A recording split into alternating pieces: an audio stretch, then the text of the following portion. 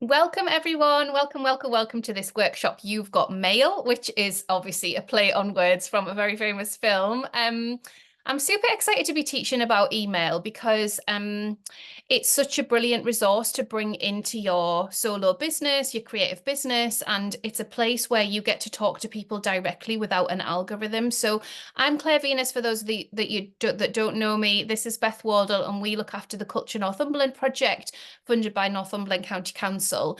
In the last set of recommendations, after some research and development chats, I was learning that people had various degrees of confidence with email and email marketing and knowing what to do with it. So Beth and I came up with a series of 3 workshops.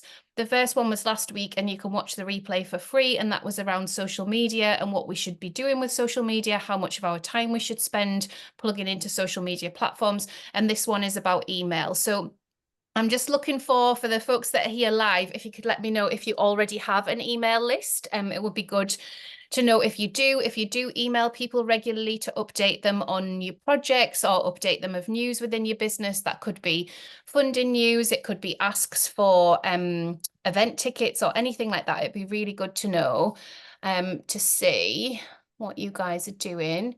A couple of MailChimps. Good. Yeah, this is how I started with MailChimp. Yeah. Hi, Rebecca. Now I know who Rebecca is. Don't have a mailing list yet. Okay. So MailChimp, not me using it much. Right. So let me just go back in time to when I was using MailChimp for both my own business, Creatively Conscious, and for Culture Northumberland. So when we decided to start an email list for Culture Northumberland, it was because of the social media algorithms. So we wanted to have a place where people could sign up to, that we could then say, okay, this is the roundup of what's going on. This is a new blog post that's live. This is an event that we're hosting. This is how you book onto co-working. So we just wanted to reach people directly into their email inboxes. We wanted to write to them once a season. And then if there was anything more, we looked to kind of do a more frequent one. So MailChimp seemed like the easy solution because it was free up to 400 email addresses, and we didn't have that many on our list. So it was like, okay, that's what we'll do. So I watched some YouTube tutorials about how to design a MailChimp newsletter, and honestly, it would take me ages. And then I would send it to Wendy Scott at the council, and she would be like, Claire, this font's a different size to this font, and actually this looks a different button color and a different button. And I had no clue why MailChimp, it would be fine 1 minute and then it would change everything the next. And it just really upset me that it would take so long. So even if I used a template, even if I went back in and tried to edit it, things would be like off the screen when they came into email. It was just a nightmare. So when I discovered Substack, I just sort of thought, well, this seems a bit too good to be true. This is really easy to just come on. Everything arrives perfectly formatted. You can't really mess it up. It's a very simple system to use. So I quickly moved my Creatively Conscious emails into Substack. So they are my email service provider. Now, Substack are a really interesting platform, and I'm very passionate about them. I teach a lot about Substack because you own your email address, your email list there, but it's not a segmentation list like it could be on MailChimp, or it might be on ConvertKit or Flowdesk. So it's not for product-based emails, it's for email newsletters. So I'll go through the difference of those two things, and you can try and work out what you think might be good for you. But suffice to say, with MailChimp, it was very hard to grow the list. I would post about it on social media. I got it up to about 350 subscribers. And that was also down to an ad campaign that I was funded to run through Business Northumberland. So there was this very expensive, well, I felt it was expensive ad campaign that they put £500 worth of money into Facebook for to get me signups to my email address. And it just all felt very exposing. It felt like I never knew who those people were, like how they'd found me. They kind of did the targeting around all of that. I've never really wrapped my head around Facebook ads. The companies that I've worked for that do use them do get some good results, and you can get some good results, but you do have to spend quite a lot of money. So that £500 budget, I think, got me around 90 new signups. And then, like I said, I never really kind of felt like I knew who they were. So For me, the flow for getting to know who somebody is in the world and why they might be interested in my work either comes through Instagram or now on Substack. So I have over 12,000 subscribers, so 12,000 email addresses on Substack across my publications. And I've built that up since April 2022, with most of the influx of people coming from like the back end of 2022 to now. So a couple of years basically, and there's been no adverts in that time. It's all been organic reach, it's all been organic growth. So I'll talk more about Substack as we get into the workshop, but I just wanted to go into that kind of filter of what email service provider you think you need. So if we just do a bit of journaling, if you just take your paper and pen, or I like to use post-it notes to kind of plan it all through. And I just want you to have a think about what you might be needing to tell people about. So if you think about your last few social media posts and go back and scan them if this is helpful, what messages did you need to get out? Was it updates about events? Was it behind the scenes? Was it a call for kind of crowdfunding or fundraising of some sort of thing? Was it sharing some of your artwork, gallery launch? And if you just make a note of all the different things, and then you can tell me in the chat in a couple of minutes what's cropped up for you, and I'll go ahead and read what you guys have put in there so far.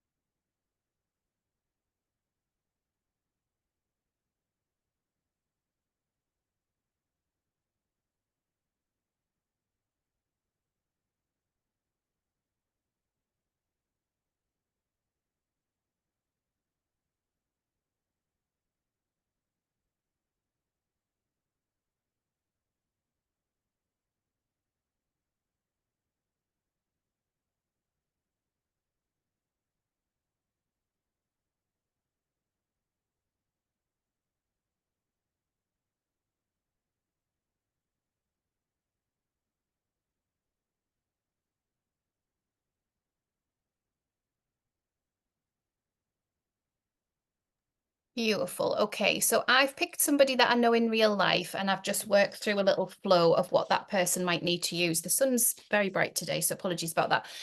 But I've just worked through a little flow of what that person might need to do. So she's called Caro Giles. She's an author. She lives in Alnwick, and she has a book out in the world called 12 Moons. So we've worked with Caro to promote the book on Culture Northumberland. We've done a couple of blog posts with her, and we promoted her event at the Alnwick Story Fest. So there's been that sort of stuff around the book that she had. She's recently done a video interview with another author called Stacey Heel. So she had that to promote, and then she had the audio from that video interview to promote as well. She writes personal essays, and she's about to announce a new book. So plenty of things to tell her audience about. Carol currently uses the Substack platform, so I've supported her on that platform to come up with how it will work as an ecosystem for her.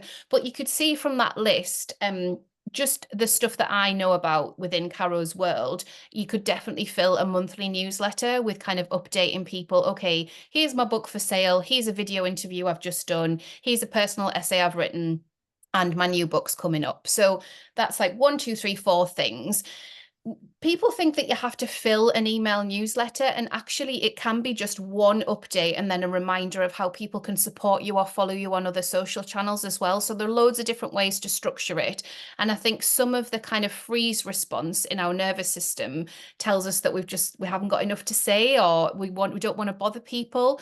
But actually, if people have signed up to be subscribed to you, just telling them one golden nugget, like one thing that has happened within your week, whether that's behind the scenes or you've had some positive funding news, and then reminding them of the other ways that they can support you, the other ways that they can share your work, because sharing your work on socials and obviously sharing the email newsletter is going to drive more subscribers and is going to drive more people, audience, to know about your work, is a really good thing.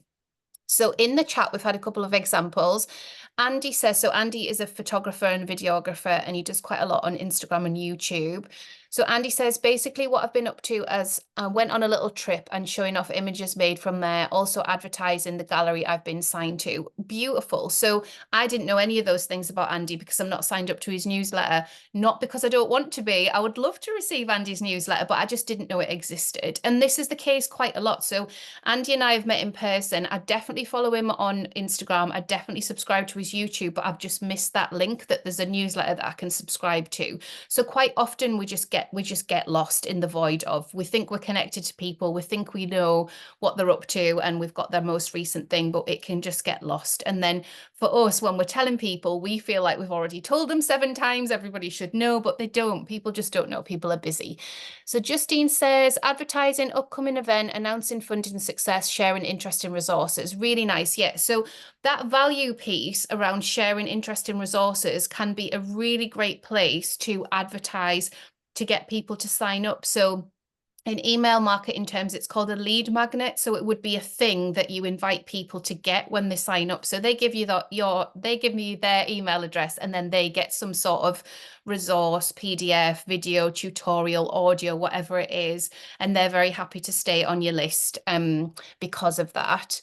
So Rebecca would like to start an email newsletter, super helpful. And Harry's saying about keeping everyone in the loop. I think there was another one about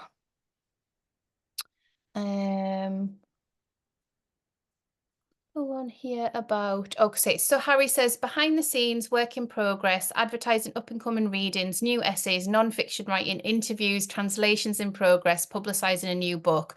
Try to keep socials about process to share with others. Beautiful. And that chimes really well with what Beth was advising us last week, that people love the behind the scenes.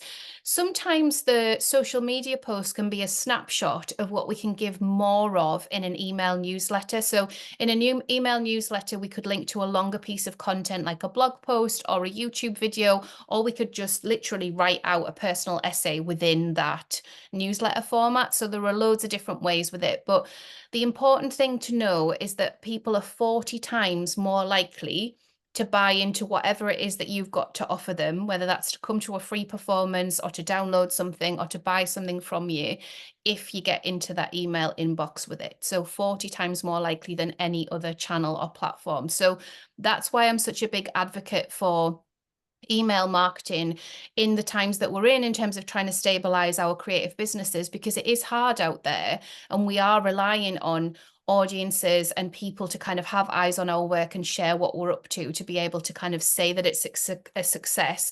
If we're funded by Arts Council, we need to bring some of those statistics in as well, and it can be really helpful to just be building that list in the background. So that's really helpful. Welcome, Emma. It's lovely to see you.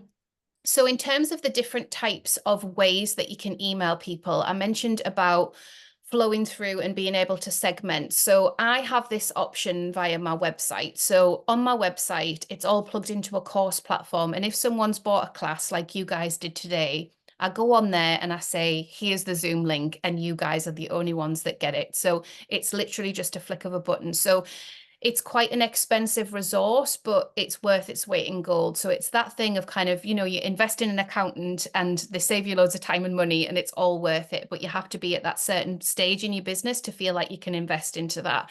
So for me, it was really worth the investment to pay for all of that web hosting, to have that system where I can segment, okay, these people bought this masterclass, these people are doing this course, and I can say to them, oh, you might also like this thing over here. So with that type of email service provider, you can set up what's called a nurture sequence. So you can email people in that kind of getting to know you type style. You might have received those before.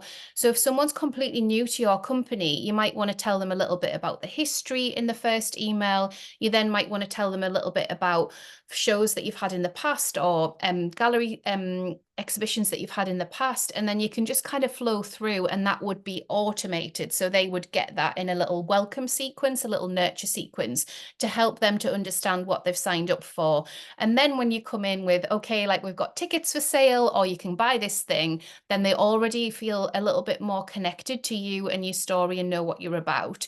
You can get email subscribers from literally all over the world. So it's been really interesting with the Culture Northumberland mailing list to have email subscribers from all over the world, but also to have a couple of people pay for the Culture Northumberland newsletter. So we have this payment option, which I'll go into. So sometimes we think, oh, it'll probably only be local people. But there's a lot of American audiences interested in Northumberland specifically and the Northeast because of the history, because of the beautiful coastline, because we keep getting the Northern Lights above castles and all of that gorgeous stuff. So if you think that there's anything that feels like a resource or something that somebody might be interested in, definitely kind of zoom out a little bit and work out how you might write for a global audience and not just box yourself into thinking, well, I'm in Alnwick, so it's mainly people within a drive time of Alnwick. It's not always the case, and you can tailor your content to that as well. The other way to do an email newsletter, and some of the systems that you can either pay a monthly fee for or sign up to a certain point for free, will kind of block you from doing any of the other more fancy things that I've just talked about, but it's still worth having. So MailChimp used to be free up to 400, and I'm going to come over to Beth to ask Beth a little bit more about MailChimp because I've not used it in so long. But it used to be free up to 400 email addresses, and then you can send out a monthly email. You can go on there and just press send. And I used to be able to schedule it as well, but I think they made it so you had to upgrade to that. A lot of people within the creative industries pay for something called Flowdesk, but it can be really expensive. There are lots of kind of deals where you can get it 50% off for 6 months. But I always think with subscriptions, it's a big undertaking to kind of know that you're going to plug in and pay that monthly forever. So if you're looking to be a bit more budget savvy, then I'd be looking at the free ones. Nothing's going to be perfect. Things are going to frustrate you about any system. But like I said, Substack's my favorite because the organic growth is possible and it's free. It doesn't matter how many emails you have, and you can monetize it. So I'll just circle back to Beth because Beth's used MailChimp, and I know she does look at email newsletters for some of our clients as well. So I just thought if I just chat with Beth and she can just give some of her insight, that might kind of help you a little bit more about mailing lists more generally. Welcome, Beth. Thank you. Yeah, so I use Substack for like my personal mailing list, and then I use MailChimp for family explorers. So with MailChimp, just see, yeah, we've got so we share multi-venue newsletters as well as solo newsletters for each of the cultural organisations that are signed up to the Family Arts Network. There are thousands of subscribers on there, so obviously we use the paid version for that. I think MailChimp they've changed, it's up to 500. You can have the free, but you can just have like one audience. Whereas like for Family Explorers, we have 2 audiences because we keep kind of the comms leads and then kind of the community audience that we're trying to reach.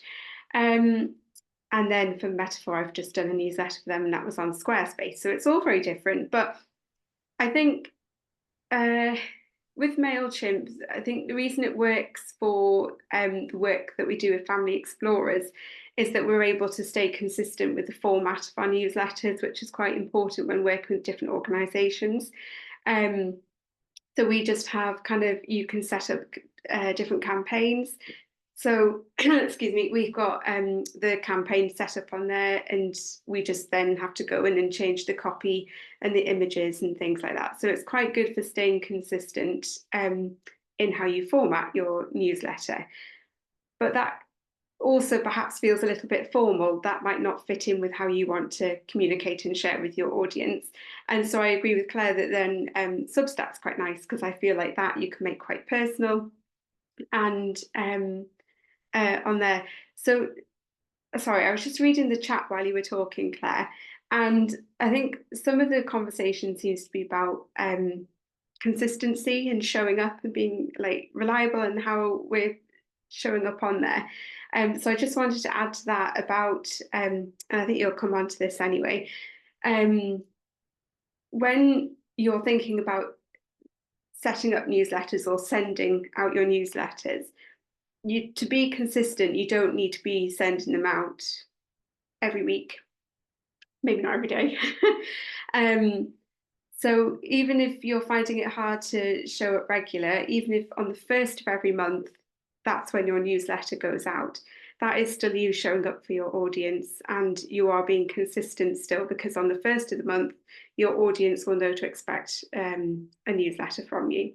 So if you're worried that you've got to be putting newsletters out quite frequently, but you're worried about how you're going to manage that, I think it's just having realistic expectations and managing that, but just being consistent when you do show up. And I think that was that, because I don't want to move on too far through the questions, because I know you want to say.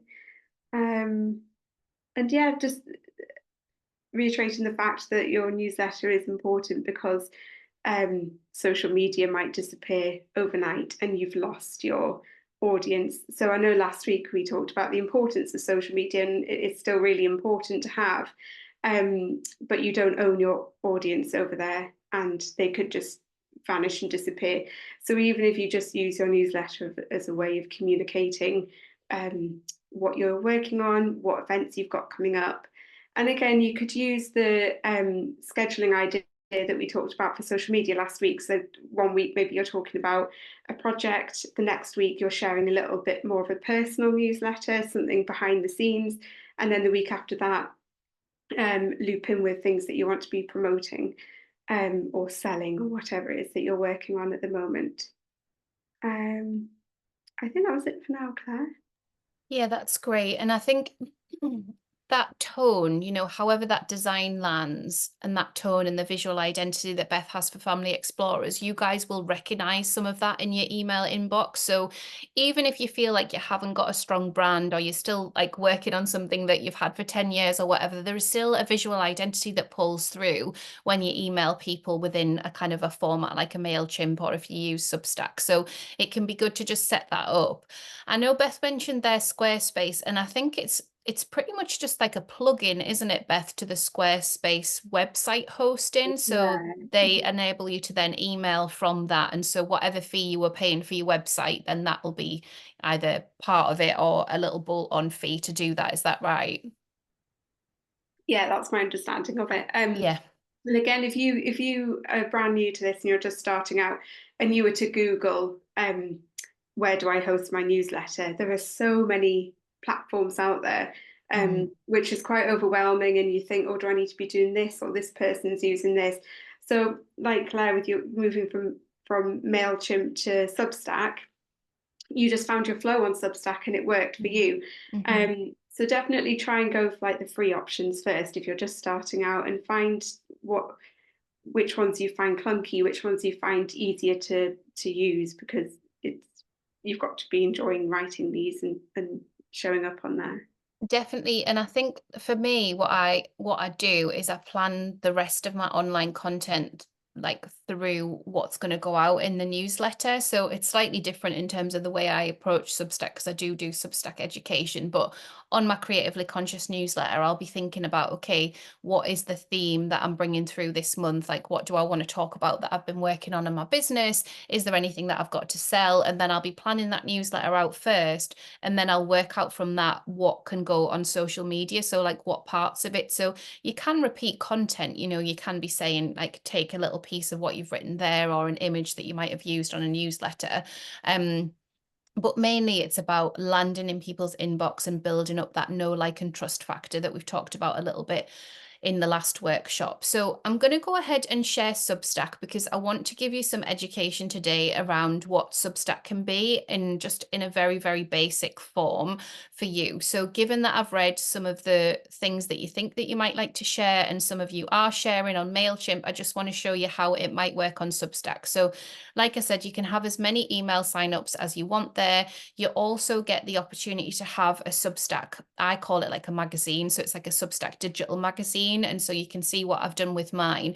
And the organic growth and the organic traction is really good on there at the moment. They've put in a lot of features recently that make it more social media-esque. So it's got social media elements to it. It's got an inbuilt kind of Twitter feed, if you like, called Notes. And that's one of the ways that I've grown both of my lists on there. And then there is an inbuilt system called recommendations. So when you recommend another creative or another writer, then that kind of pulls through and that's recommended to their audience. So there was a comment in the chat around being recommended lots of Substacky things, and they do that. That's maybe one of the downsides. It's definitely come up in my community before, where people just want to know that they're going to email the people they want to email, and that's the end of it. But Substack get paid when we get paid. So if you do want to monetize your newsletter or start any sort of membership, then they want more and more people on the platform so that that can happen. So I think that's what's going on, why people are getting other emails from Substack, and it can be a bit to wrap your head around. But let me go ahead and share my screen and I'll show you the, oh, hang on a second. I'll just have to open Chrome because it's gone away. And then I'll show you the Culture Northumberland newsletter and why we moved it to Substack, and it'll make a lot of sense, but you'll still have questions. I think the thing is, there are all of these workarounds, but nothing's perfect, and we're trying to make things work within the capacity that we've got, within the budget that we've got. So for Culture Northumberland, I definitely didn't want to pay for a mailing list because we're supposed to be making this project sustainable. The council have been investing in it since 2020, and we have various different aims and objectives in terms of profile raising for the sector and getting everybody to connect. But if we signed something up to a monthly payment, then that would be really then hard to find the income to offset that. We've tried 2 Arts Council applications, both of which have been turned down. North East Cultural Freelancers have also tried 2 where we've been amalgamated in the project ideas, and those got turned down. So that's essentially 4 no's from Arts Council.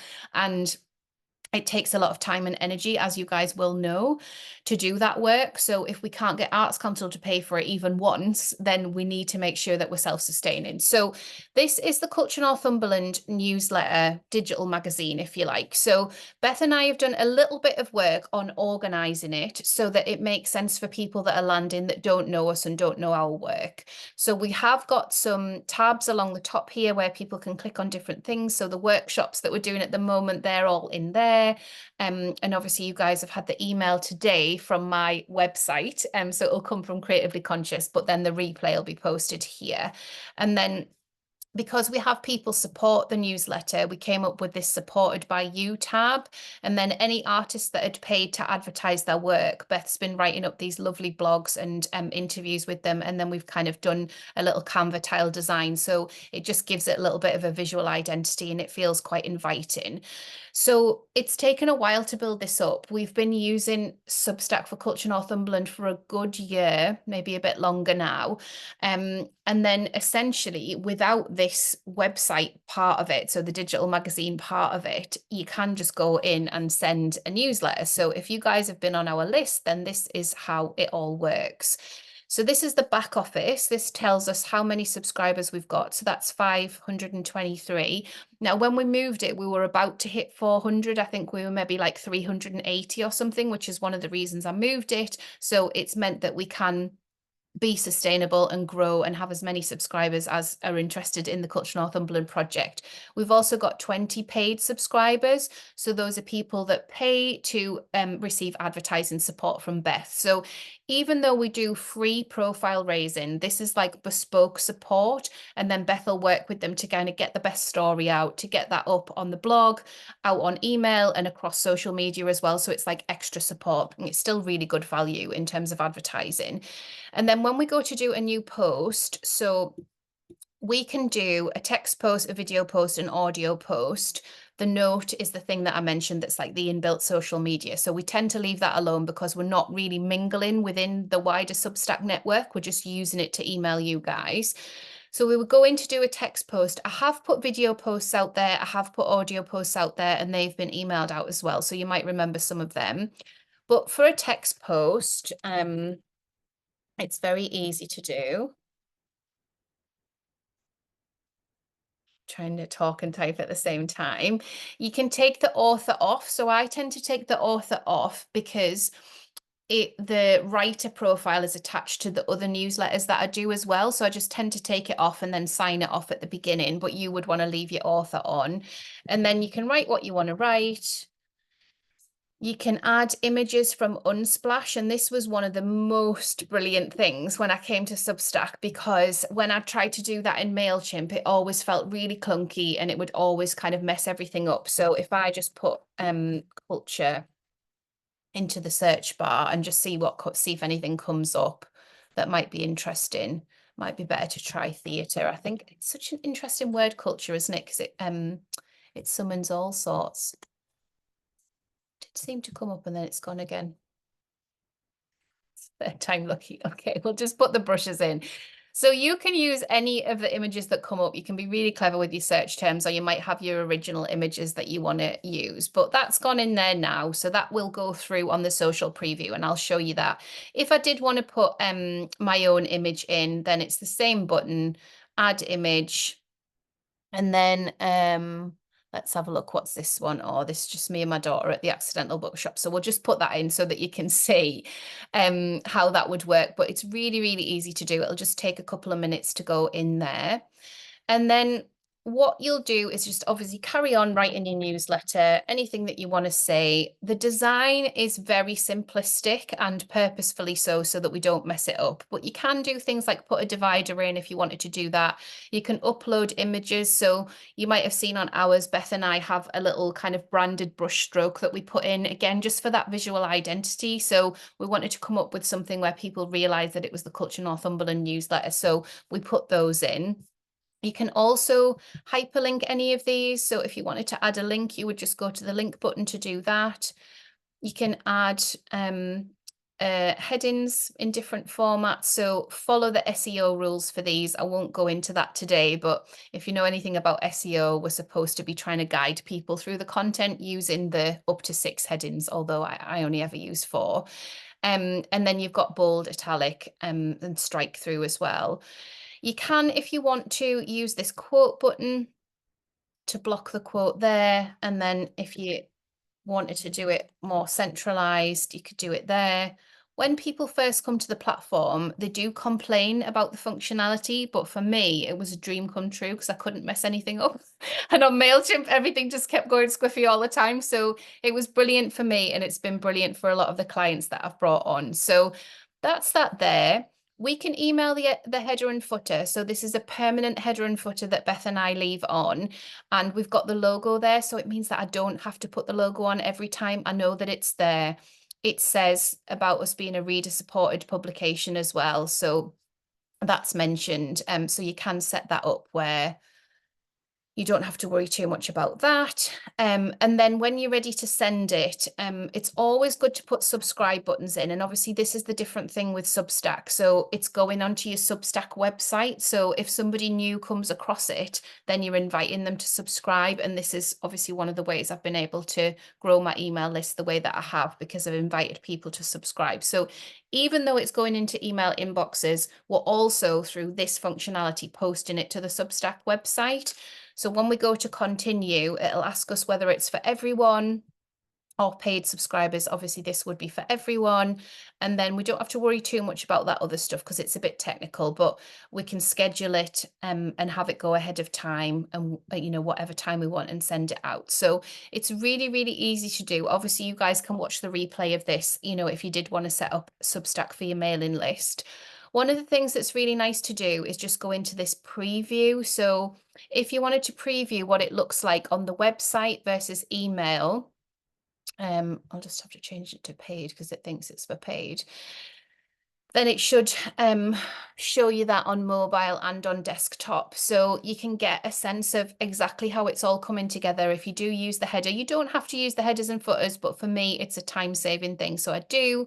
So it shows you what it's going to look like. So this is exactly what you guys might kind of recognize from the Culture Northumberland formatting.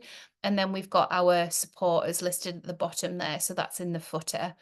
So you can see all of that. You can also send yourself a test. So that would just go to my email address so that I would actually receive it and see, oh, did I make any typos, or do I want to change that image? Do I want to reorder anything? Obviously just copy and paste to reorder anything. So that's a really good way to just test out that it's all looking okay. I've not found any other email building software that works like this. You know, there are no blocks to drag in. You just literally sit and write what you want to write. The design comes from if you want to do any kind of headings or if you want to put any images in, but you can keep it really, really simple. I just think it's brilliant. So when I did the replays last week, just to give you an idea of some of the functionality. So this is our video replay. And I did this as an unlisted link on YouTube because I wanted the searchability on YouTube. So this is again like making your content work a bit harder for you. So I could have uploaded it as Substack video. They have inbuilt transcription, so that's all there. But I wanted to put it on YouTube, so I did it that way round. And then I also did a little audio of it. So this is completely blank in terms of the design, but if somebody wanted to listen to it on a podcast player, then they could listen to me and Beth talking about social media, and that might be an easier and more accessible way for them to catch up. So I did two separate posts. This one I didn't email out, I just posted it to the website, and then the other one I did email out, and then I linked to this and I said, if you'd rather listen to it as a podcast, here you go. So I know I've moved quite quickly through the different things that you could do with Substack, but it's quite a short workshop. So I just wanted to give you that insight into how you could just keep it to an email newsletter, but also how you could build it up so that it's got a bit of a visual identity to it as well.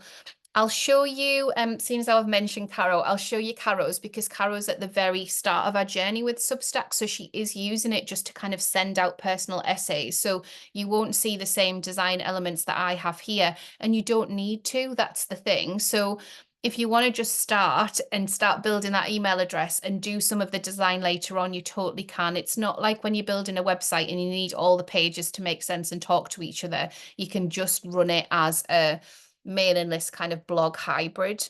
But let me search for Caro and then I can show you. Oh, it's our post coming up. Interesting. I think if I do it over on the explore button, then that'll work better.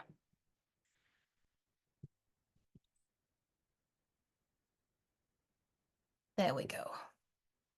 So Caro's is literally just as yours would look. So she has put a little logo in here, but this is our most recent post. And then because she's done podcast, it's come up as a podcast. But if you don't do podcast, it won't. Those are Caro's notes. So that's the inbuilt social media. And then that's the archive of everything that she's posted. So the image that we put in the post, that's the one that pulls through, and we can make a little social tile out of that. But you can just see that's everything that she's posted through. So people can go back into the archive. So if they've missed a newsletter, if they've missed a post, then they can go back and find it that way. And you also get the URLs of all of these posts, so you can kind of link to those as well in your newsletters. Go back to Culture Northumberland and see if I can show you just a couple more things while we're here. So you'll see there's a couple of notifications coming up here. Substack does have a DM function. So as soon as you open a Substack account, you can choose whether anyone can DM you. It can be no one, it can be subscribers only, it can be paid subscribers only. So that'll be one of my paid subscribers because I only have it switched on for paid subscribers. And then the notifications there, that's just like an activity digest of everything that's going on. So there is that social media element, and what I hear a lot is people feel quite overwhelmed when they come to use Substack, and I think it's just about keeping it really simple. I've got 2 free classes that I can send you after this that just go into more about how to set out a newsletter and how to just use it as a newsletter platform, tell you a bit more about the platform so you've wrapped your head around it. But essentially it's free email newsletter platform and it works really well. You don't have to do all of the things that we have done with it here. So I'll pause there. I'll just check the chat and see if anybody had anything to say, and then we'll be able to go to questions. So Beth's just put some good notes in. Thanks for that, Beth. So Andy's saying, is it easy to transfer mailing list to Substack, and is there number limits on any free tier? No, yeah, it's really easy. So I've also got a video tutorial of how to do that. So you download the CVS from MailChimp or wherever you've got the CVS, and then you upload it to Substack, and then that's it. So you can set up a welcome email to imported subscribers so that when you do that, you're just telling them, I'm moving email providers. I'm going to be on Substack now. there's nothing you really need to know, but it's just the emails will come through this platform. So most people do that. And then in terms of you don't pay, you only pay if you set up a paid newsletter on Substack. So I host a membership there, and over on Creatively Conscious, it's kind of like a newsletter membership hybrid. So sometimes I'll put a paywall. So it's almost like the press, like if you pay for papers, it's a bit like that. So there's a lot of writers on there, there's a lot of journalists on there. People will serialize their memoirs, people will kind of paywall workshops and archive material and stuff. There's loads of different ways to do it. But Substack take 10% of anything that we earn, and it's all powered by Stripe. So you plug your Stripe account in, and then if you did want to offer any paid for resources, you can. Beth and I don't do that for Culture Northumberland. So people pay, but everything's open access. What they're paying for is essentially an advert, and that's what we set up as a pilot, really, just to see how that worked in terms of the sustainability for Culture Northumberland. Seems like we can't get any funding. And it's been great. It's been really good to do. It's been good to try. Obviously, paying for advertising is a very unique thing that fits with the Culture Northumberland project. So for you, it would be about wondering if there was anything resource wise that you wanted to set up, but there's no pressure to turn on paid subscriptions. If people pay, you invite them to pay monthly or annually. So those are the two options. So they can pay monthly and cancel at any time, and they get access to all your paid resources, or they can pay annually, and that's obviously the one-off annual fee, and then it'll recur the next year as well. So it is a subscription service. And I think in terms of how we're thinking about our energy and being plugged into delivering on subscription service, we're getting some really good things modeled by other writers who, so like Emma Gannon, you guys might have heard of. So she is a best-selling author and journalist, well, ex-journalist really. And she has a 6-figure Substack, so she's earning into the multiple 6 figures on her Substack, and she'll take regular breaks and say there won't be any content for a month, and she'll do that 2-3 times a year. So the archive is really valuable. People can look at that, but also we're trying to cultivate this culture of not being 24/7 on, burning out, making something that's sustainable and something that can fit in terms of other income streams. So I hope that's helpful on the paid stuff. Yeah, it's a bit like Patreon, actually. Yeah, I should say that. So Andy's saying I have Patreon for member stuff. So Substack paid membership would probably just be doubling things up. Yeah. So some people have moved from Patreon to Substack, and other people prefer Patreon because you can set the tiers lower and you can have more within the nuance of the tiers. With Substack, obviously, it's monthly subscriptions or annual subscriptions, and there is something called a founding member tier. So you can set that up. But again, that's an annual payment for people. So yeah, I think that it just depends. There's lots of blogs that would compare the two. So if you're curious about it, you could definitely have a look, Andy, if you wanted to look at more of that stuff. But we are going to pause there and take questions. What would be really lovely to do is if you wanted to put anything in the chat, and I can keep recording for anyone catching up, and then I can also stop recording. So if you feel like something is quite sensitive and you don't really want it to be on the recording, then that's totally fine. So if you've got anything right now, then obviously feel free to put it in the chat. But if you haven't, then I can stop the recording and see if anybody wants to just have a more intimate conversation with the people that are here live. I'll give you a couple of minutes to do that. I'm just going to check I've covered everything on my agenda. Yeah, lovely.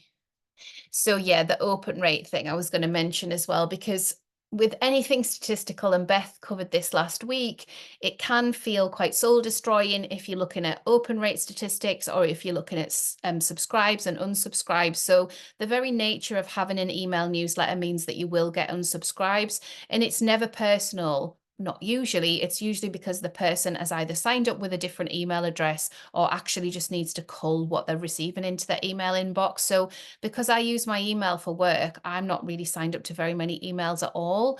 On Substack, you can turn it on so that you're only reading the Substack app. So that's what I do. But with other email newsletters, it's like that thing when Black Friday rolls around and you're like, I didn't realize I was signed up to all these shopping websites. So, people do feel a little bit overwhelmed at times, and those unsubscribes come in. With the open rates, it's a similar thing. So on Substack, the average is around about a 37% open rate. So you might think, oh, but goodness, like where's everybody else? But that is just standard. And some of that is not an exact science. So some people will be heading over to the website to read. Other people, they'll not be in that percentage, but they might come to it a week or two later. So there's all sorts go on with open rates and subscribes and unsubscribes. And the best advice that I can give you if you are looking at starting a mailing list and trying to communicate, give yourself 3 months to feel into it. Give yourself a little review after 6 months. If you're struggling with growing the subscribers to that list, it's usually around value and clarity. So being really clear with what the value is of them being signed up. So be the first to know, get 10% off, like come as a special VIP to our dress rehearsal. You need to give people an incentive to stay. Otherwise, it's just more news, and our time's precious, isn't it? And our attention's precious. So have a little think about that and what you could do there. Just to add, Claire, as well, linking it back to the social media last week, tell your audience how often you're going to be sending them newsletters as well, because some people think, oh, I don't want to sign up to another newsletter and get bombarded. But if you're only going to be sending a newsletter out once a month or once every 2 weeks, tell your audience that on social media, and then they kind of know what to expect from you signing up. And to with trying to grow your mailing list and getting that the open rate up, and share the teasers on social media like what we talked about last week as well. So just a little snippet, and then link to your mailing list, whatever platform it is that you're using, and try and do it that way. And just linking to what Andy's saying there about Gmail putting newsletter emails into promotion, so a lot of people don't see it if they've got Gmail. So again, go on your social media and let your audience know that you've just sent out a newsletter, and it might prompt them to go and check spam folders and things as well. Yeah, that's a really good point. So all of the Substacks that I'm signed up to for Culture Northumberland, they go into a folder on Outlook called Other, which is actually quite handy for me because then I can go in and see if there's anything that I need to read or anything that I need to action. So if we get a new paid subscriber, it'll be in there, but it'll also be in there if I get Mark Robinson's monthly email because I'm subscribed to that from Culture Northumberland. So one of the things that you can do is drag the newsletters into your inbox to try and teach your email inbox that that's what you want to do. And you kind of have to tell people to do that, which is uber annoying, but it is what it is. And I do still think it is better to be able to reach people that way and give them the news that you want to give them than relying on social media and the algorithms that can kind of hide your work and have you feeling a bit kind of flat. Just all over the place. It's been really interesting this week because a friend of mine has had an Instagram reel, well, 2 Instagram reels go viral, and she's doubled our Instagram subscribers because of that. So it's really interesting that that can happen on social media, and these are people that definitely would want to hear from her, but it's almost like playing the lottery, isn't it? Like you can do the most enticing content and put stuff out there, but it's like if it's not even showing it to your main people that want to follow you, it can be kind of a bit frustrating. But yeah, it just feels like a lottery. So finding time, Rebecca's saying, yeah. So one of the things that has been really good to do with the people that I've been supporting in a group context is just set up a bit of an accountability club. And I did wonder, we'll finish these workshops first. We've got another one next week. But I did wonder, because we all find that really difficult. We find it difficult to do the PR. We find it difficult to do the email newsletter. We find it difficult to kind of get the headspace to understand what we want to do on social media. So I did wonder about doing some sort of accountability space, maybe once a month, where you can either come and batch record some social media stuff to schedule out, or you can work on your email newsletter, or you can write a press release if you've got something coming up that the press might be interested in. I think it's very, very valid. And I think that having that community could be really helpful. So I've trialed a couple of different ways of doing this. We've done it on Zoom and just done like the body doubling thing where people can come along and know that, okay, we're all working on our independent things. So kind of like co-working, but on Zoom. I've also done it with a Discord group. So Discord is like a free chat room and you just log on and you know that other people are there, and then you can say hello and what you had for your breakfast if you want, but then you kind of crack on. And with those, I leave those open a bit longer. So I've got one on a Friday for people that are working on their Substacks, and that's 12 till 4. So people come in and out. There'll be a bit of chat, like I'll go off and do something else, I'll come back, and like people have said, right, I've got my work done, I'm going. So that can work quite well as well. Some of us like to work independently, and we work well independently, but I think when it's something that feels hard or feels difficult, it's nice to know that other people are also finding it hard. So Beth and I'll chat more about that, and we'll see how next week's workshop goes, but we're really open to setting something up like that. So watch this space for that. Right, I'm going to stop the recording now, and then if anyone live wants to stick around and ask any questions, put the camera on and have a little chat with her. Obviously, it won't be recorded, but thanks so much for being here. Thanks for your time, and thanks for watching the recording as well.